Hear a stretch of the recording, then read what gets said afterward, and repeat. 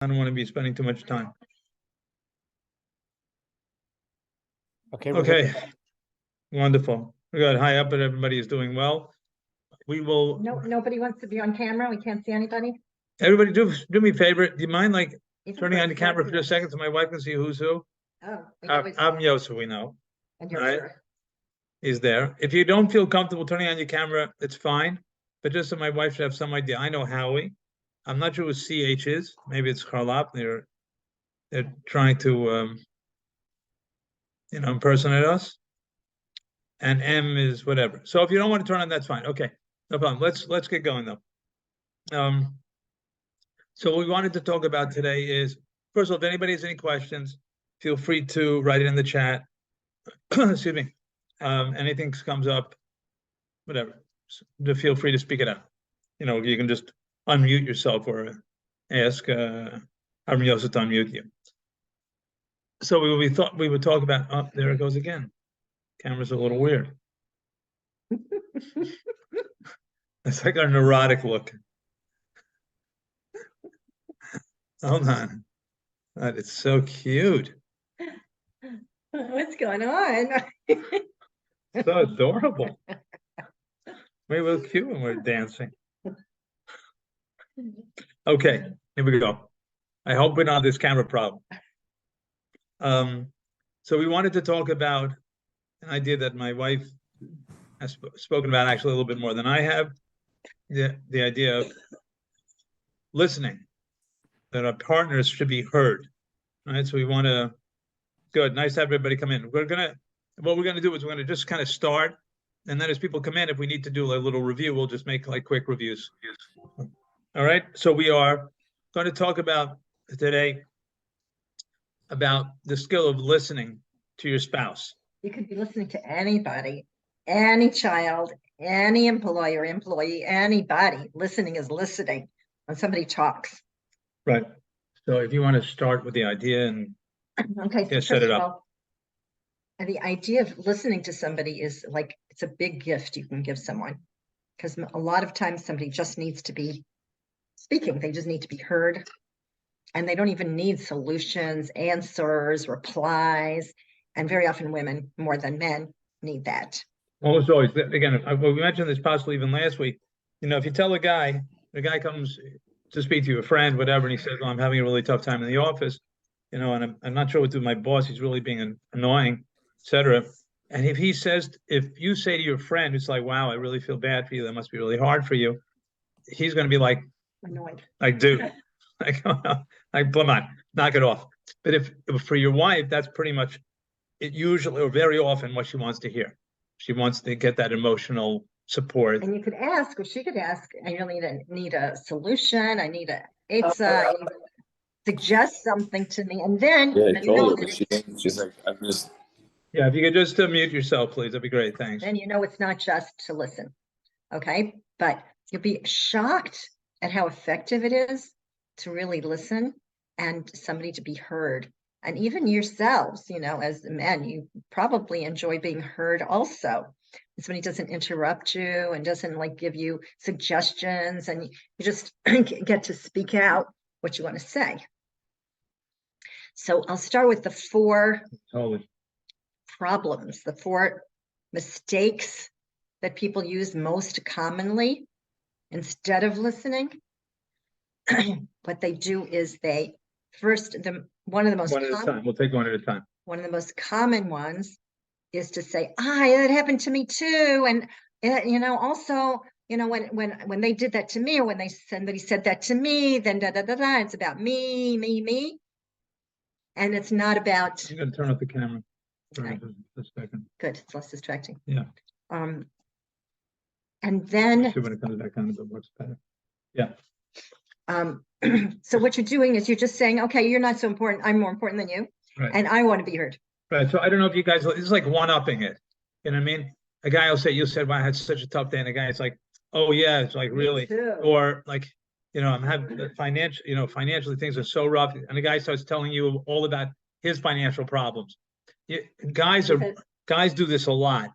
And I think almost everybody has a friend that does this. That's like annoying. You don't even like talking to him because like and they take over the conversation. Does this Sound familiar? sound like something that happens to anybody? All right, I'll just assume everybody's shaking their head. All right, so that's one. So basically, you're possibility. interrupting them. Thank you. to tell your own story versus listening to the other person. And then the other most common, oh, she can't find it. I can't. No, right, that's tough. Okay, so the other, Okay. the criticism. Okay.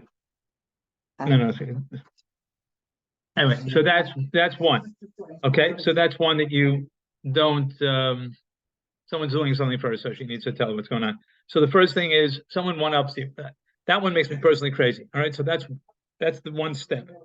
Next step is the guy who is the critic, tells you what you've done wrong, and he kind of tries to give you all sorts of suggestions to Oh, you why mean you did.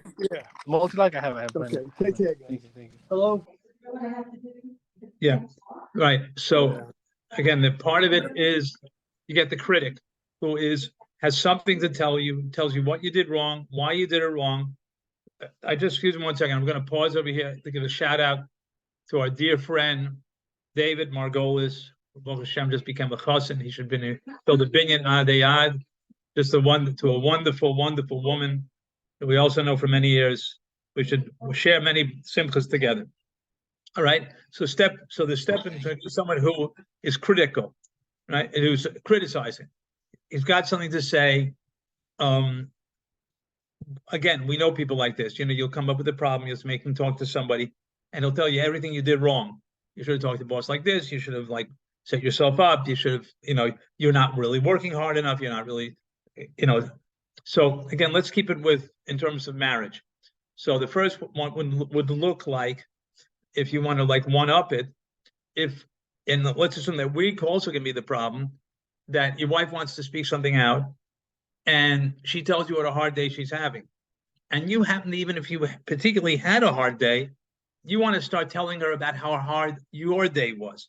So you're going to one up her and tell her that, oh, your day was hard, my day was hard, right? So then it becomes this competition of who really is, so to speak, at having the rougher time.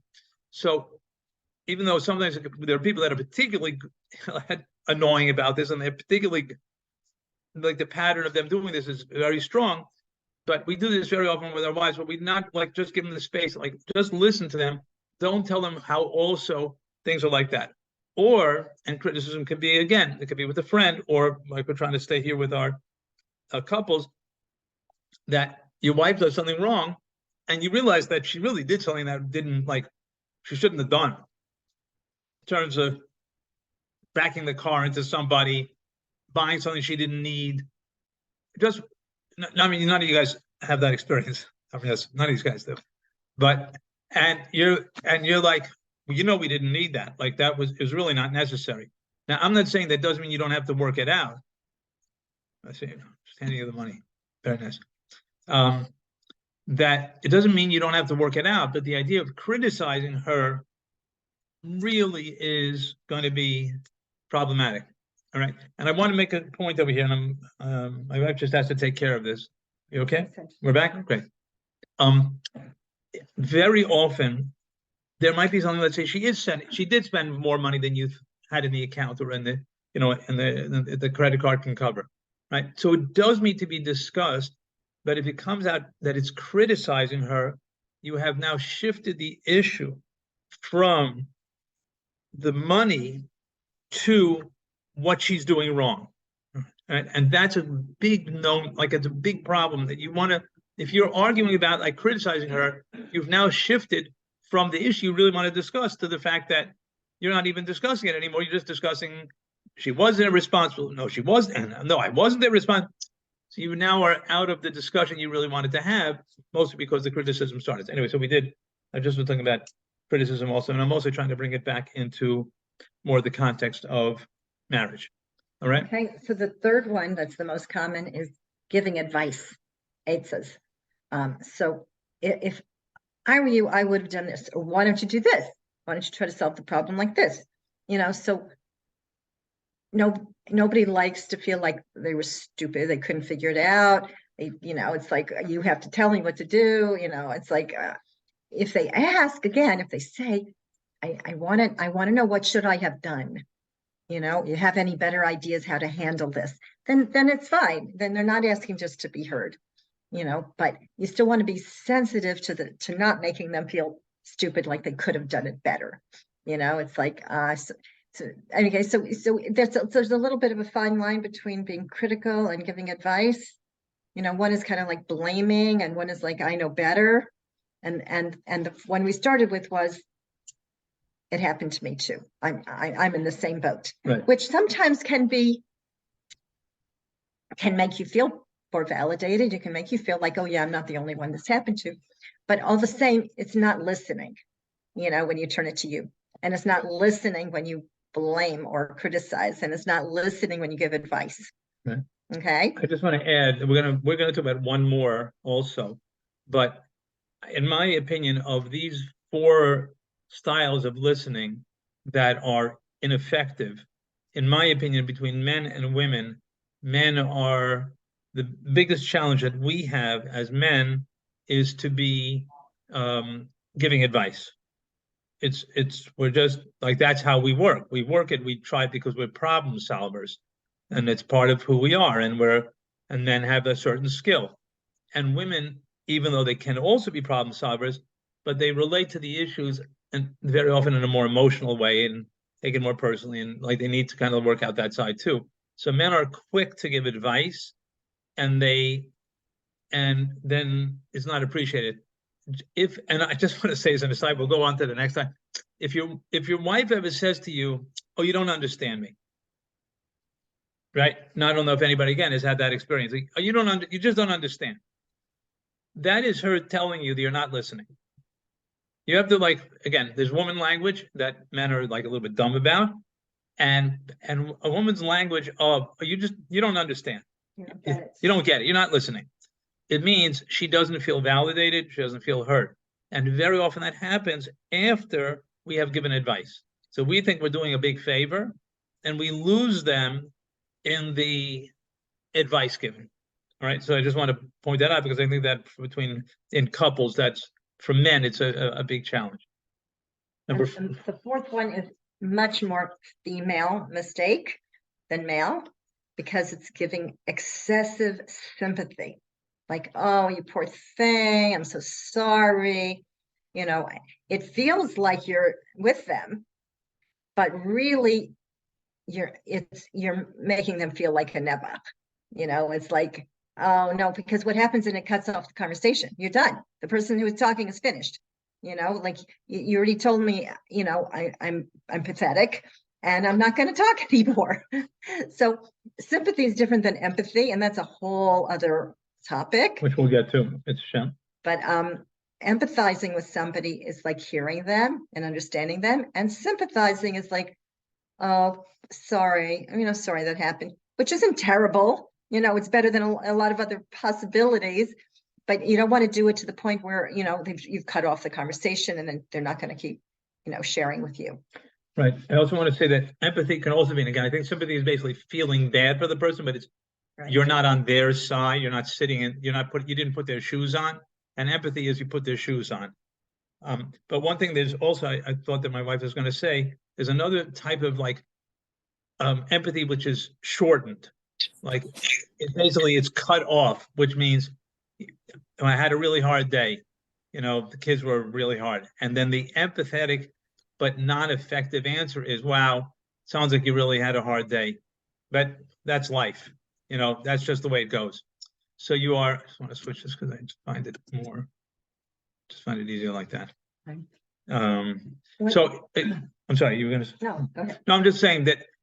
So you say again, well, I feel bad for you, but that's the way it goes. Or listen, Hashem, just somehow, Hashem runs the show, or you could say Gamzu L'Tova. A lot of things which are actually true, and can be very effective at times. Sometimes a person does need some spiritual and religious chizuk of Gamzu L'Tova. We just had a couch, whatever. Gamzu L'Tova, but it doesn't help. It's not a nice thing to do, because if your partner is frustrated, to say Gamzu L'Tova is using religion in a way where it cuts off them feeling like they were heard. So it's a different type of not hearing fully. It's closer, but so there's either sympathy or kind of like half-baked empathy. First of all, let me just pause for a second. Do you want examples? If anybody, should we give examples? or of if you this? want to just either put in the chat or ask a question, that's fine. We'll keep going. As you've seen, we have opinions and thoughts on this subject. So We had a few couples the real religious guys who would say to their wife, you got to have a munah. You just have to have a munah. That really goes over well. Like, okay, so that's advice giving. And you're putting me down. I don't have a munah. That's why I'm in this dilemma. So it's not a good idea either. You want to increase somebody's emunah. You don't do it by just telling them, have a munah. and also you don't do it when they're sharing a problem. Yeah, when something's going on for them. When you're, by a Shabbos Suda, or you're in a better mood, so then you can talk about emunah, all you want, but not when the struggle is going on. Would anybody want to ask a question, or would you like to see these demonstrated, or you kind of know what we're talking about? I think let's assume everybody gets it. So we'll do the 4 again. All right. They're fun to demonstrate. Okay. You give a problem, and I'll do the four mistakes of listening. Okay, I'll tell you. I mean, I do come home sometimes that I've had some challenges in the new place where I'm working, this new office, and I'll be kind of like, wow, the dynamics is rough, and I just feel like I'm not sure where my place is over there. I'm not sure how I'm going to be able to help things out and where it's going to shift. So I can say, oh, poor thing, I'm really sorry. Right? That's sympathy. And the person doesn't feel too great. No. Not even sympathy. Don't say that. Or I could say, I also had a hard day. I also don't know what to do. I'm in the same boat as you. Yeah, I'm going to go and watch some football. So that's turning it to me. Right. But again, that to me is tricky. I have a tough time with that because then I know that she needs to talk, but I lose my need to talk. So you have to be, that's a tricky one. Because sometimes like you can say like, well, I really want to hear you, but do you mind if I talk about what happened for me afterwards? Right. And take turns. You get to be heard and I get to be heard. We both get to talk about our day without just shifting it to like. Right. But that one's tough for me personally because like I've got like a lot of that Jewish guilt going on. I want to be a good husband. So if I say I had a hard day and then she tells me she has a hard day, so my responsibility is to make sure that she talks about her hard day and I lose a little bit. That's a side point. Okay. So we got too much sympathy, not listening because I'm telling about me. And it's like, well, why don't you try this at the office? Why don't you say this to the people that you're working with? I think they might respond better. I really think it's a good idea. I think for this, you want to try that? That's advice giving. Yeah, it's interesting, like repeating these, like which ones we actually do. We all do that. We all do all of it. Right. And then it's like, well, if you weren't so passive, or you weren't so, not speaking up for yourself, this wouldn't be happening. Not too. So that's physically. Criticism. That'll really help the situation. They'll really feel good about. All right. So those are the 4 types of listening that are ineffective. I think women are more sensitive to the need to be heard than men, but men also really appreciate it. We really appreciate like someone kind of gets it. Someone gets it where it's not so easy for us. We're maybe not so like stuck in that emotion or like needy for the emotion. I'm sorry, we got a question on the floor? What's the right way to listen then? Is it just not to speak? Okay, here we go. My wife is going to talk about the right way to listen. Okay, so go ahead, do the same dilemma, the same problem. Yeah. It's been kind of rough in the office. I'm not sure what I should be doing in terms of my place there. I hear. Right. What exactly is going on? It's just there's certain dynamics that I'm not sure how to deal with. Yeah. What do you think? What do you think would help? I just need you to listen. Please tell me more. No, I don't want, so right now I'm not going to tell more, especially a lot of people are listening. But So you want to encourage the person so to she's keep with me. talking. She's with me. She's with me. And let me just tell you, guys, do this with your phones off. Turn your phones off, put them aside, take the ringer off. When you're listening, just like mama should be there to listen. And what my wife did, she did two things which I felt good about. One was I really felt like she cared. That was one. And number two, she asked me what I thought, which is extremely helpful. And I cannot tell you how many couples have a challenge with this. So many couples we have, they say, but I'm being helpful, but I'm being nice to her. Let me tell you a klal gadol, a big rule in Bein Adam L'Chavero. When you're dealing with other people, you can never know. You can get a sense, but you can't know how effective you're being unless you listen to them, unless you ask them. Certain people that like, but I'm doing my best. That's fine. That's lovely. Now, how does she perceive it? How is she taking it? So right now, when my wife said, what do you think? It was like, oh, you're empowering me that I can possibly relate and try to figure out, well, let's see if we can do this again. See if this will stop it. I can't even stop myself. There we go. Okay, I think we're back. Yeah, great. All right, so again, just listening. Yosef, does that answer the question a little bit? Listening deeply. Oh, come on. Yeah, definitely saw a difference between how the Rebetzin responded in that last example. Right. No, but that was a great question because we can't just hear how not to do it and not also understand how yes to do it. We kind of assume, oh, listening is listening, but you're basically suspending yourself, and you're saying you're important right now.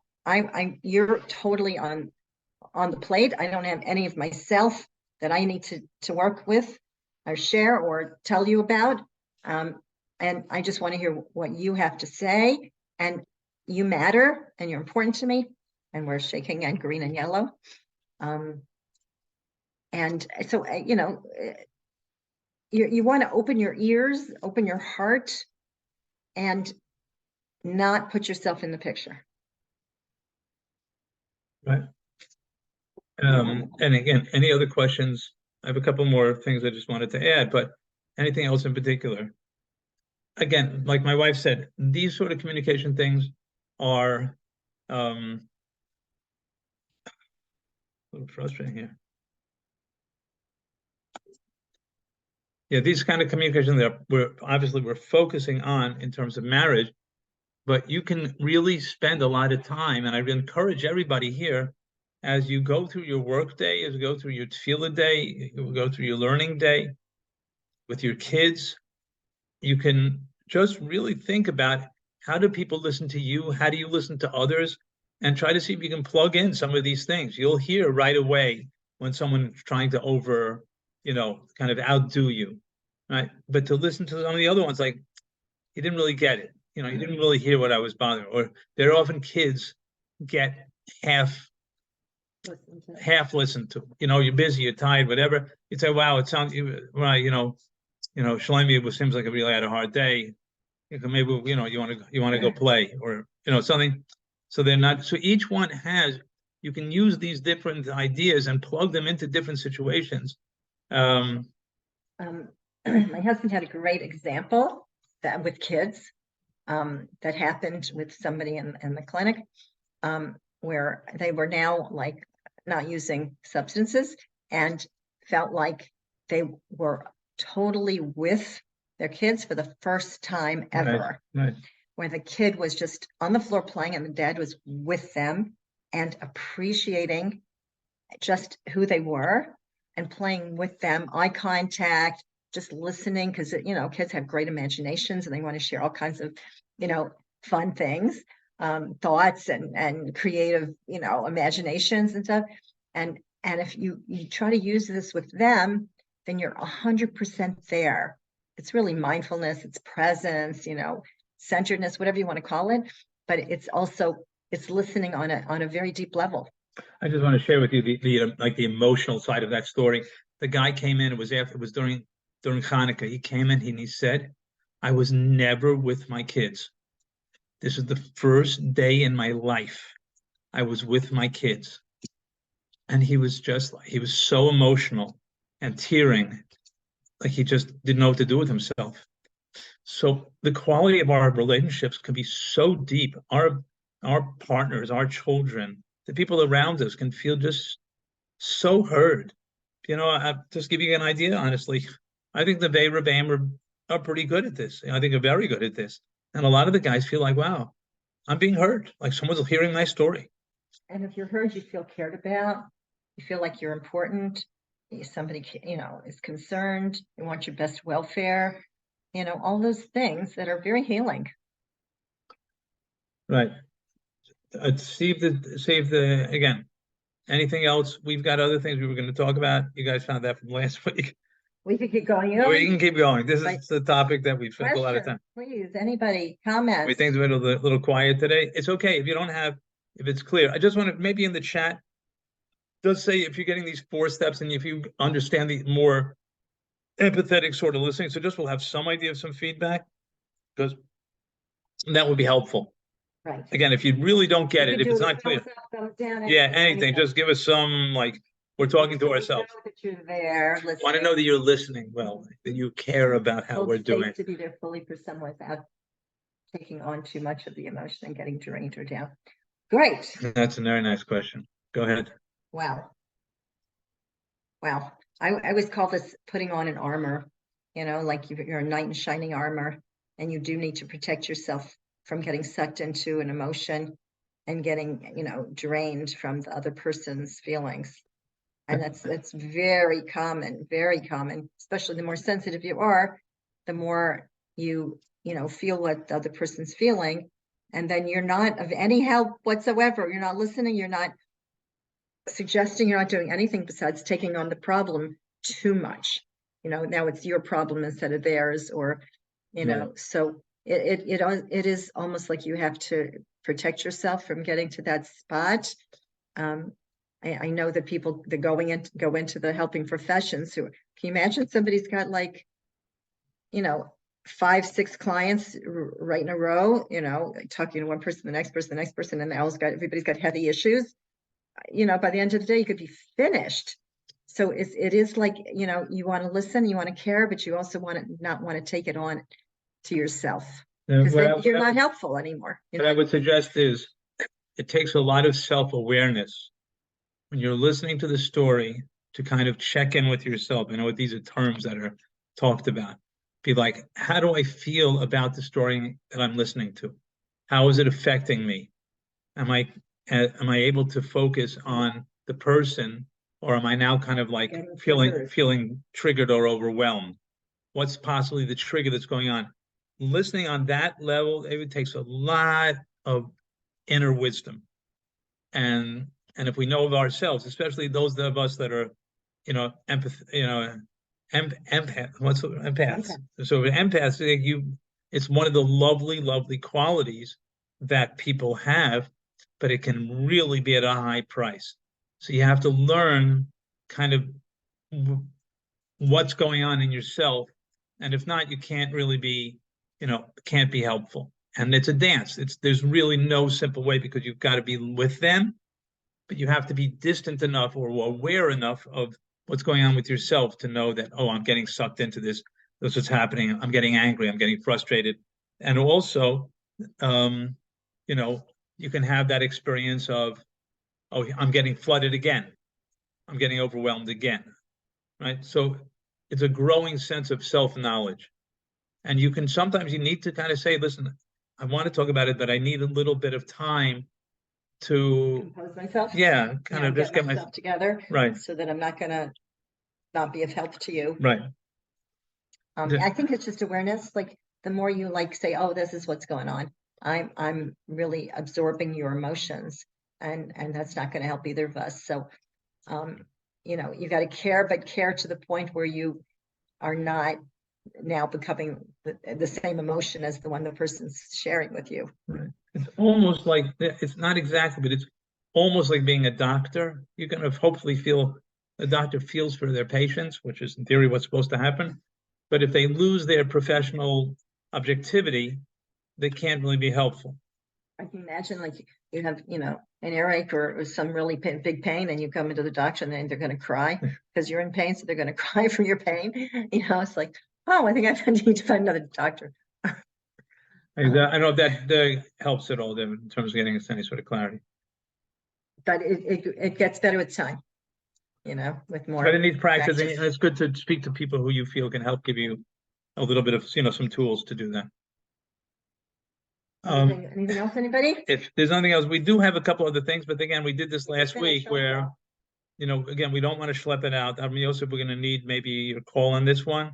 We don't want to feel that the guys felt taxed. Everybody's still here. We got 16 guys in the group.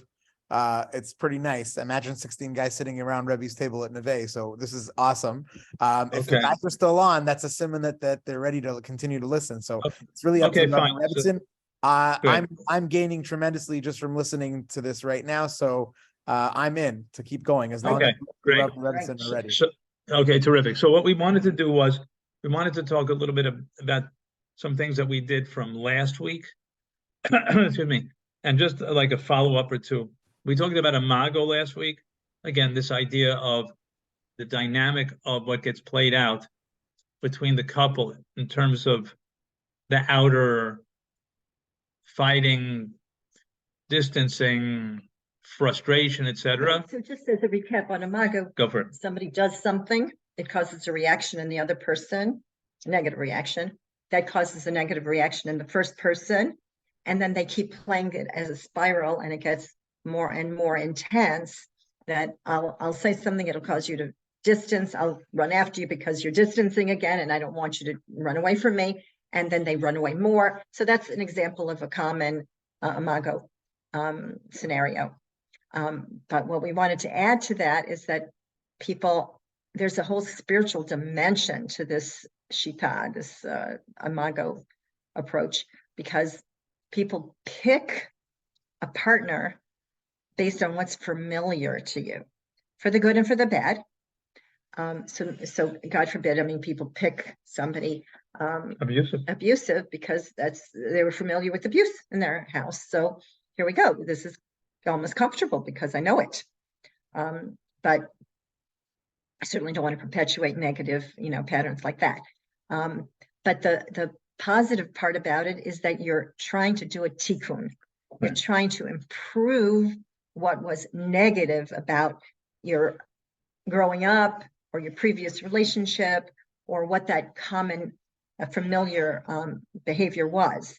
You're trying to do it. You're trying to get stronger. This was phenomenal learning for me when I said to our supervisor, we said, this person married a guy who's really strong. They wanted a strong male figure in their lives. And guess what? They were too strong, and it didn't work. But the information was, well, what they're looking for is strength, but now they get to develop the strength in themselves, the strength to leave the negative relationship, the strength to stand up to somebody who's too strong. So you're looking for something. It may be off balance. It might be too much. It might be just because it's familiar, but not positive for you. And then you end up developing yourself in a way that is what you need to do in your life. If you're too strong, too weak, too angry, too whatever it is, then you want to improve that midah. And your spouse is the person that's the best suited to help you do your work, and your job is to help them do their work also. But really, you're looking at yourself to change more than you're trying to look at the other person to change.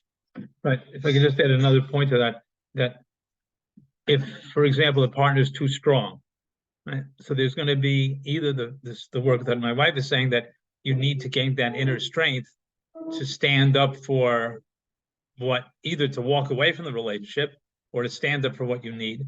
Also, you're going to need to develop a very difficult skill of helping the partner balance, or learning how to help that balance and say, wow, that's too strong.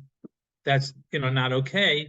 Which, because what, let's say, would normally happen with someone strong, you would be like, well, I'm out of here, right? If it's too much, goodbye, right? So when you have this situation where you're like, oh, this is my challenge that I need to fix up and learn how to rebalance and how to handle this tension, but in a different way, both in terms of myself and in terms of how I relate to my partner. In terms of myself, to realize that there's something I'm looking for, but I need to learn how to balance it within myself. And number two, how to react differently to my partner who is doing something which is clearly triggering me. And you made me think of the fact that, and it just happened last night with a couple we were counseling. Totally. Somebody said something too strong, too direct. It offended the other person. And so, but what you want to do is you want to speak it out and say, oh, how should I have said that? How could I say that in a way that you could hear it? And, or the other person could say, you know what, if you had said it like this, I'd be much more receptive to what you were trying to convey to me. And if you can say that without negativity, without emotion, strong emotions, and you're both going to learn so much about what the other person needs, how they listen, how they hear you, what kind of words, what kind of tone of voice, what kind of, what's too strong for them, because it could be for somebody else it's not too strong, not too direct. Can I just add? I think this is extremely important, because I think I had a feeling like a lot of us want to be just discussing like real tools. And I think this is a real tool. I would just want to go slowly on this. You see something and you feel like it's not okay and you want to speak up, but you have to figure out how are you going to say it without creating the same sort of dynamic that you're used to. Arguing again, the imago. You get frustrated, you never listen, whatever that imago is that each one of us has, right? So what do we do differently? And the same, we want to learn about how to listen empathetically. We want to know, how do we do the imago differently? So the first thing, in my opinion, again, you can definitely add or comment or disagree. The first thing is to kind of say, hey, this isn't a great spot we're in. Like I'm not happy with our, I don't think either of us want to be fighting like this. So you want to kind of catch and slow down the action, and just kind of get everybody, like get you and your partner focused at like we really don't want to be doing this again, right? And then two is to say, I have some thoughts on this subject. Can I share them? Right? My wife was actually a step ahead of that, in my opinion. Before you actually kind of say, I would really appreciate it like this, appreciate that, you may not have an opening to say that yet. You need to first check with your partner. Can I share something with you? Very often the answer is going to be no. I don't want to hear it. I'm still annoyed. I'm angry, right? In which case you don't say what you want to say. Next hour, that evening, tomorrow, in a note, you'd say, I think, I'm feeling like that we've like in a kind of a bit, we've calmed down, a little bit better place. Can I share some of my thinking? Right. And then. And I want to hear what your thoughts are. Oh, for sure. Maybe, and probably start with that. I want to, we're going to hear the hearing. It's going to be like there's a great line Mary Manahan uses, which is like, take two. Let's replay the scene. Let's try that again. You have to be ready to do it. You have to be in the emotional calm state to say, okay, let's try this again. Let's see if we can do it better. Let's see if we could use the right words, the right tone. And my wife does this a lot in the counseling. She'll be like, can we do the exact same situation and just play it again? And let's see what could you have said to each other, what would be, good communication. And then in that case, what you do is you want to say, like, this is what I would appreciate, as opposed to what you did. Again, this couple we had yesterday is having a tough time stepping out of that. But most couples have a tough time stepping out of that. Like, and the truth is that this couple's been married for a long time, so they're very entrenched in their patterns. So you want to catch the patterns and be aware and replay them or improve them as early as you can in the relationship, so that they don't get entrenched, so that you're not just going back into another of the same scenario over and over and over again. It takes a lot of self-awareness to realize, wow, we've been doing this for a long time, and it's neither of us Or are, I've been doing this for a long or time. yeah, better. Because whatever is my negative pattern, I'm probably doing it with my sister and my, child, and not just my husband. It each has a specific little niche. But if it's my negative, mida, then I'm probably going to spill it over in a few places. Right. Actually, what my wife just said was extremely helpful. I'm glad she caught me. If you say this is something that we do, chances are you're starting off on the wrong foot. Right? Because no one likes to be like, if you say this is something we do, the chances are your partner is going to, like, if your wife says, this is something I see we've been doing, like right away, she's out for the attack. She's just trying to be politically correct to like include herself. No, she's only including herself, but she just wants to tell you like you're off. So we is actually not a great idea. And I sort of thought you were trying to catch me on it, which is definitely would have been it is a good point. You want to be me. I've just been noticing something about myself, that this is something that I do. And there's always so much to talk about. The more you focus on yourself, the quicker you're going to get a positive response from your wife to what she's doing. Because you have then, number one, been honest with yourself. Number two, you're taking the blame almost on yourself. The pressure is now off of her, and she can say, oh, you know something? I'm also part of this picture. So it's like a little bit counterintuitive, but you think like, well, we got to speak it out. You got to speak out your thing. You got to speak out mine. I got to tell you what, I'm annoyed with you. And you want to do just the opposite. You want to just say how you feel like you're not living up to what you could be living up to. And because she does want a better relationship. And hopefully you do too. Yeah, like 99 times out of 100, unless this classroom has gotten so bad. But you can usually assume she does, and she'll own it usually. And I think that's our experience. Again, questions, comments? Any responses are appreciated. Okay, so we'll do topic number 3, and then we'll leave it at that.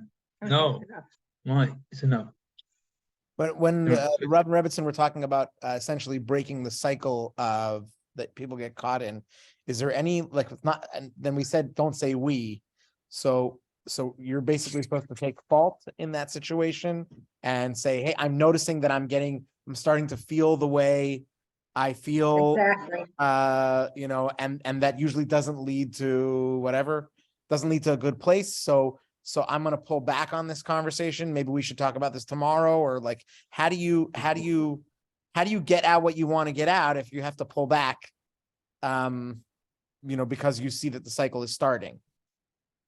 Great question. Yeah, well said.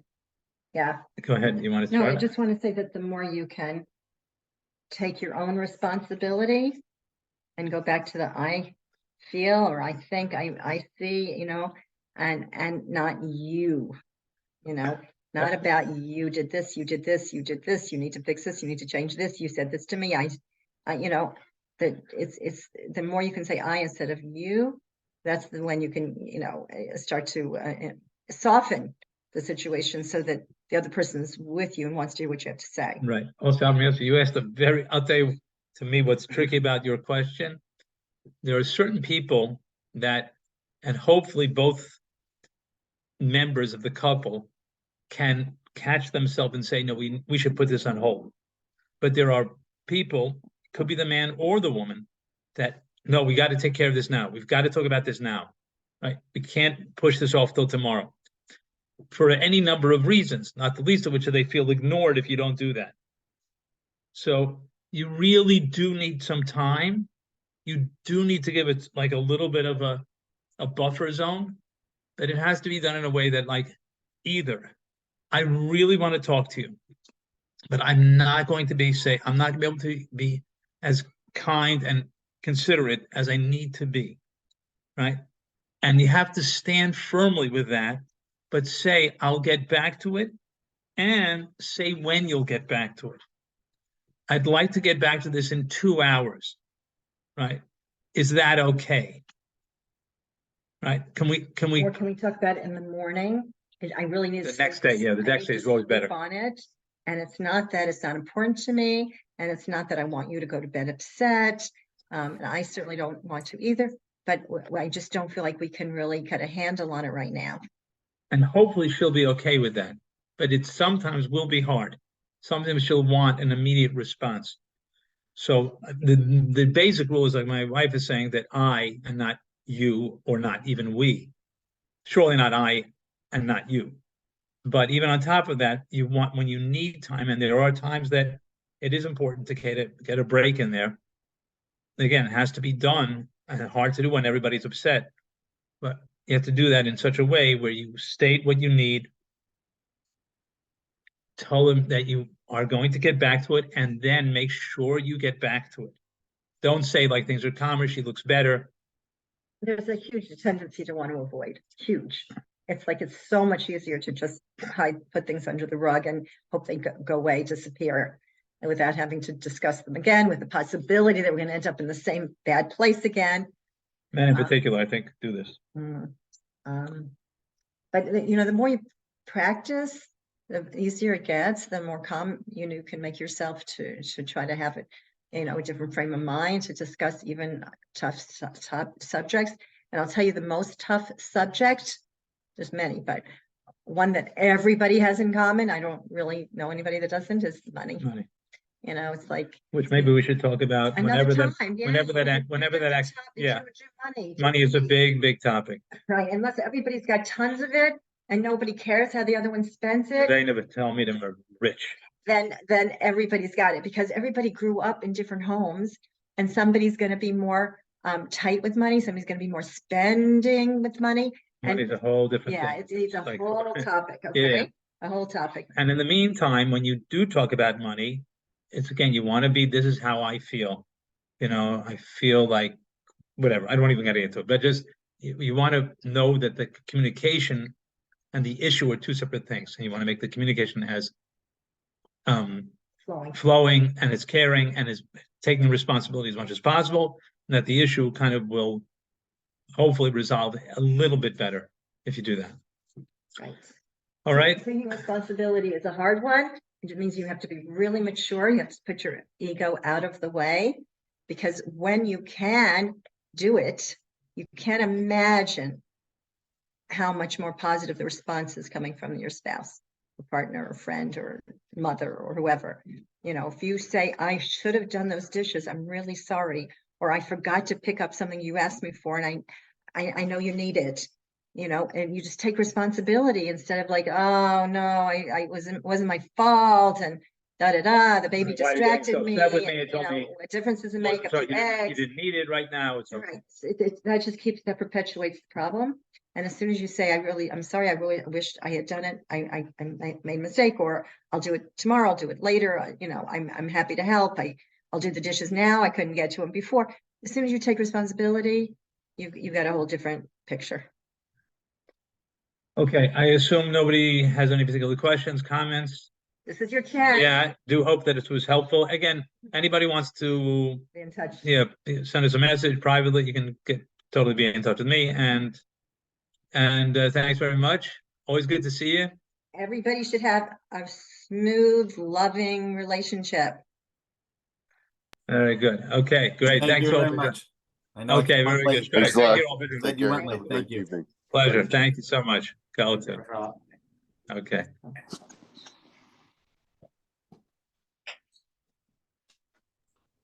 Howie Pearlstein, are you still there? Yeah, I'm getting off. What's going on? I have not seen your face in a gazillion years. How are you? Good. Good to see you. Where do you live? Right now I'm in Florida. I spend half the year in Florida and half in Chicago. Where in Florida? Fort Myers. Are you retired or are you working? I'm working remotely. Amazing. I was just in Florida this weekend. Yeah, you had a good time? Yeah, my daughter moved down there. Oh, So very she's nice. in Boca. Oh, nice. Very nice. Started a new yeshiva there, and her husband is working in the yeshiva, and you know, we go down to visit all the time. So Excellent. Very JetBlue nice. Mosaic flying back and forth. So Nice. yeah. Good, good. Can I see your picture? Are you here? You have a video? You have a screen or no? No, I'm on the phone. Oh, all right. Well, nice hearing your voice. Yeah, same here. Good to see you, Marty. Take care. Okay, be well. Bye-bye. See you soon. Bye.